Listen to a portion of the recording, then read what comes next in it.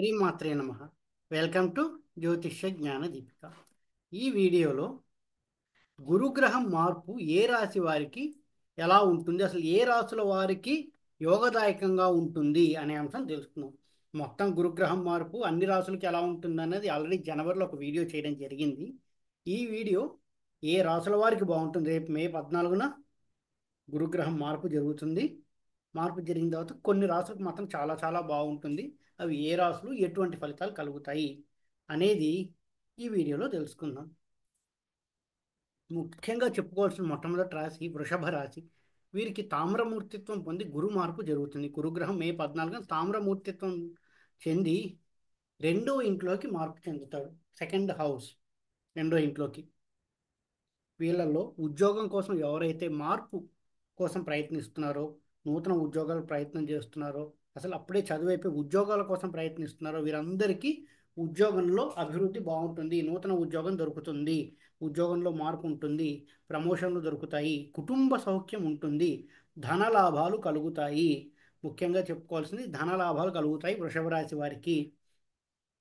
November నుంచి మార్చి మధ్యలో మాత్రం అనుకోని ప్రయాణాలు, స్వల్పకాలిక విదేశీ అవకాశాలు కలుగుతూ ఉంటాయి వృషభ రాశి వారికి ఈ సంవత్సరం.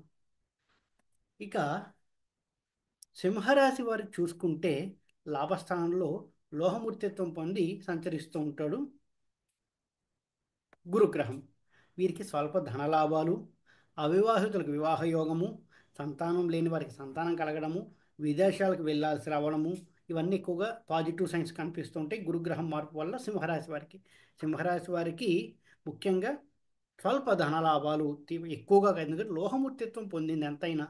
సో స్వల్ప ధనలాభాలు, అవివాహితులకి వివాహం అవుతుంది, వివాహం కావాలి అని ఎదురు చూసేవారికి, సంతానం లేని వారికి సంతానం కలుగుతుంది, విదేశాలకు వెళ్ళే అవకాశం కొంతవరకు ఉంటుంది. కానీ నవంబర్ నుంచి మార్చి నెల మధ్యలో మాత్రం ఉద్యోగంలో బాధ్యతలు, పని ఒత్తిడి ఎక్కువగా ఉంటాయి సింహరాశి వారికి ఈ సంవత్సరం అంతా.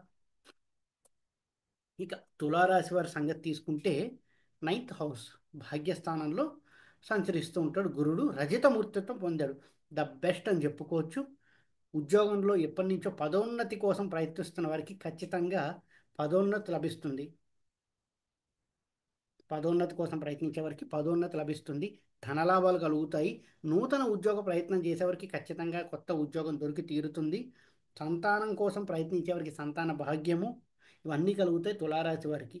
వీరికి నవంబర్ నుంచి మార్చి నెల మధ్యలో మాత్రము ఈ ప్రమోషన్స్ రావడం వల్ల పని ఒత్తిడి పెరుగుతుంది, కొంత మానసిక ప్రశాంతత ఇబ్బంది పెడుతుందని చెప్పుకోవచ్చు. అనారోగ్య సమస్యలు కొంత ఇబ్బంది పెడతాయి తులారాశి వారికి ఈ నవంబర్ నుంచి 2026 మార్చి వరకు. ఇక తర్వాత చూసుకుంటే ధనుస్సు రాశి వారికి సప్తమ స్థానంలో లోహమూర్తిత్వం పొంది సంచరిస్తున్నాడు. ఉద్యోగంలో మార్పు కోరుకునే వారికి ఉద్యోగంలో మార్పు లభిస్తుంది, ధనలాభాలు లభిస్తాయి.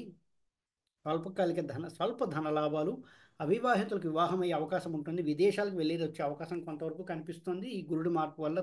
ధనస్సు రాశి వారికి వివాహం కాని వారికి వివాహం అవుతుంది, ఉద్యోగంలో మంచి మార్పు, పదోన్నతి కూడా వచ్చే అవకాశం కొంతవరకు ఉంటుంది.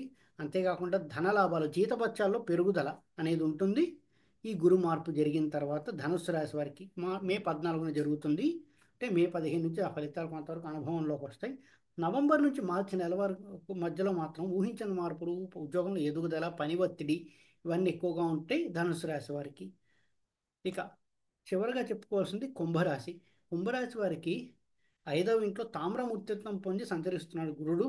వీరికి ఉద్యోగంలో ప్రమోషన్లు, సంతానం లేని వారికి సంతానం కలగడం, ధనలాభాలు, నూతన ఉద్యోగ ప్రాప్తి అన్ని విధాలుగా బాగుంటుందని చెప్పొచ్చు కుంభరాశి వారికి ఈ గురుడు మారిన తర్వాత. ఎవరైతే కొత్తగా ఉద్యోగం కోసం ప్రయత్నిస్తున్నారో, లేదా ఉన్న ఉద్యోగం నుంచి మళ్ళీ ఉద్యోగం మారాలి అని ప్రయత్నిస్తున్నారో వాళ్ళందరికీ ఎక్కువగా ఉద్యోగంలో మార్పు అనేది దక్కుతుంది, కొత్త ఉద్యోగం దొరుకుతుంది, ధనలాభాలు దొరుకుతాయి, ప్రమోషన్స్ లభిస్తాయి, సంతానం లేని వారికి సంతానం కలుగుతుంది, జ్యోతిష్యం నేర్చుకోవాలి అనుకున్న వారికి జ్యోతిష్య విద్య ప్రాప్తిస్తుంది ఈ కుంభరాశి వారికి. ఇక నవంబర్ నుంచి మార్చి నెల వరకు మాత్రం కాస్త పని ఒత్తిడి ఉంటుంది, విదేశాలకు వెళ్ళొచ్చే అవకాశం కొంతవరకు కనిపిస్తూ ఉంటుంది ఈ కుంభరాశి వారికి. కానీ ఈ ఫలితాలన్నీ జరిగేవి ఏంటంటే ఇవి గోచార రీత్యా మాత్రమే చెప్పడం జరిగింది. మీ పర్సనల్ హారోస్కోప్స్ని అనలైజ్ చేసుకోవాలండి. మీ పర్సనల్ హారోస్కోప్స్లో దశానుకూలతలు బాగున్నాయి అనుకుంటే అప్పుడు ఈ గోచారం కూడా ఫలితాలు బాగా ఇస్తుంది. దశానుకూలత సరిగ్గా లేదు అనుకుంటే గోచార ఫలితాలు సంపూర్ణంగా అనుభవించలేవు. ఇది పూర్తిగా గోచార రీత్యా చెప్పినటువంటి ఫలితాలు. మీ మొత్తం చూసుకోవాలంటే మన పర్సనల్ జాతకం చూసుకుని అప్పుడు ఈ ఫలితాలను అక్కడ అప్లై చేసుకోవాలి. ఈ వీడియో కనుక మీకు నచ్చినట్టయితే లైక్ చేయండి, మీ ఫ్రెండ్స్ అందరితో షేర్ చేయండి.